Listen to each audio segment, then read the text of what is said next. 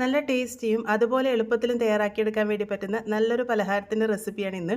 ഇത് ഉണ്ടാക്കിയിരിക്കുന്നത് ക്യാരറ്റ് ഉപയോഗിച്ചാണ്. ഞാനിവിടെ 100 ഗ്രാം ക്യാരറ്റാണ് എടുത്തിരിക്കുന്നത്. അതിൻ്റെ തൊലിയൊക്കെ കളഞ്ഞതിന് ശേഷമാണ് 100 ഗ്രാം. അത് ഇതുപോലെ കട്ട് ചെയ്ത് മിക്സറിൻ്റെ ചെറിയ ജാറിൽ ഇട്ടിട്ടുണ്ട്. ഇതിൻ്റെ കൂടെ തന്നെ 1/4 കപ്പ് വെള്ളം ഒഴിച്ചിട്ട് നല്ല പോലെ തന്നെ ഇതൊന്ന് പ്യൂരിയാക്കിയെടുക്കാം.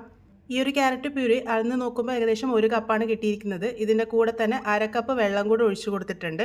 ഇനി ഇത് നമുക്ക് വേവിക്കാൻ വേണ്ടി വെക്കാം. ഇത് നല്ലപോലെ തന്നെ ഇളക്കി യോജിപ്പിച്ച് കൊടുത്തിട്ടുണ്ട്. ഒരല്പം മധുരം കിട്ടാനായിട്ട് ഞാനിവിടെ 1 ടേബിൾ സ്പൂൺ ശർക്കര പൊടിച്ചതാണ് ചേർത്ത് കൊടുത്തത്. ഇതിന് പകരം നിങ്ങൾക്ക് പഞ്ചസാര വേണമെങ്കിലും ചേർത്ത് കൊടുക്കാവുന്നതാണ്. ഇതിലേക്ക് 1/4 ടീസ്പൂൺ ഉപ്പും കൂടെ ചേർത്ത് കൊടുത്തിട്ടുണ്ട്. ഇനി ഈ ഒരു പ്യൂരി നന്നായിട്ട് തിളച്ച് വരാൻ വേണ്ടി വെക്കാം. വെള്ളം നല്ലപോലെ തിളച്ച് വന്നതിന് ശേഷം ഇതിലേക്ക് അരിപ്പൊടിയാണ് ചേർത്ത് കൊടുക്കുന്നത്. വറുത്ത നല്ല ഫൈനായിട്ടുള്ള അരിപ്പൊടിയാണ് എടുത്തിരിക്കുന്നത്. അത് 1/4 കപ്പാണ് എടുത്തത്. അത് മുഴുവനായിട്ടും ചേർത്ത് നല്ലപോലെ തന്നെ മിക്സ് ചെയ്തെടുക്കാം. ഏറ്റവും ലോ ഫ്ലെയിമിൽ വെച്ചിട്ട് നല്ലപോലെ തന്നെ മിക്സ് ചെയ്തെടുക്കാം. ഈ ഒരു 1/4 കപ്പ് അരിപ്പൊടിക്ക് 1.5 കപ്പ് വെള്ളം എന്ന് പറയുന്നത് കറക്റ്റ് പാകത്തിനായിരിക്കും. ഇതുപോലെ ഒരു കൂട്ടുപരുവത്തിലായി വരുമ്പോൾ നമുക്കിത് വേറൊരു പാത്രത്തിലേക്ക് മാറ്റി വയ്ക്കാം. ചൂടാറി വരുമ്പോൾ നല്ലപോലെ തന്നെ ഇതൊന്ന് നീഡ് ചെയ്തെടുക്കാം. നല്ല സോഫ്റ്റ് ആയിട്ടുള്ള കൂട്ട് റെഡി ആയിട്ടുണ്ട്. ഇനി ഇതെങ്ങനെയാണ് ആവിയിൽ വേവിച്ചെടുക്കുന്നത് നോക്കാം. അതിനായിട്ട് ഏത് പാത്രമാണോ ആവിയിൽ വേവിച്ചെടുക്കാൻ വേണ്ടി പോകുന്നത് ആ ഒരു പാത്രം നല്ലപോലെ നെയ്തടവി എടുക്കാം. ഞാനിവിടെ ചെറിയ ചെറിയ ഉരുളകളാക്കിയിട്ടാണ് ഷേപ്പ് ചെയ്തെടുക്കുന്നത്. അത് നിങ്ങളുടെ ഇഷ്ടമാണ് എങ്ങനെ ഷേപ്പ് ചെയ്തെടുക്കണമെന്ന്. അപ്പോൾ ഇതുപോലെ ഞാനിപ്പോൾ എല്ലാം തന്നെ ഷേപ്പ് ചെയ്തെടുക്കുന്നുണ്ട്. അതിനുശേഷം ഇത് നമ്മൾ നേരത്തെ നെയ്യ് തടവി വെച്ചിരിക്കുന്ന ആ ഒരു പാത്രത്തിലേക്ക് വെച്ച് കൊടുക്കാം. ഇനി ഇത് ആവി കയറ്റിയെടുക്കാനാണ് പോകുന്നത്. അതിനായിട്ട് സ്റ്റീമർ നേരത്തെ വെള്ളമൊഴിച്ച് ആവി വരാൻ വേണ്ടി വെച്ചിരുന്നു. ആവി നല്ലപോലെ വന്നതിന് ശേഷം ഈ ഒരു പാത്രം ഇതിലേക്ക് ഇറക്കി വെച്ച് ഒരു 10 മിനിറ്റ് നേരം നല്ലപോലെ തന്നെ ആവി കയറ്റിയെടുക്കാം. ആ ഒരു സമയമാകുമ്പോഴേക്കും ആ ഒരു ഉരുളകളൊക്കെ നന്നായിട്ട് വെന്ത് വന്നിട്ടുണ്ടാകും.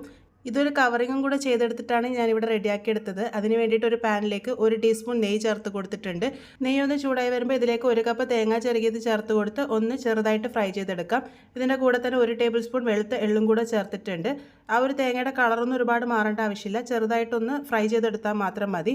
ഇതിലേക്ക് ഇനി 1 കപ്പ് ശർക്കര പൊടിച്ചതും കൂടെ ചേർത്ത് കൊടുക്കാം. നന്നായിട്ടൊന്ന് മിക്സ് ചെയ്തെടുക്കാം.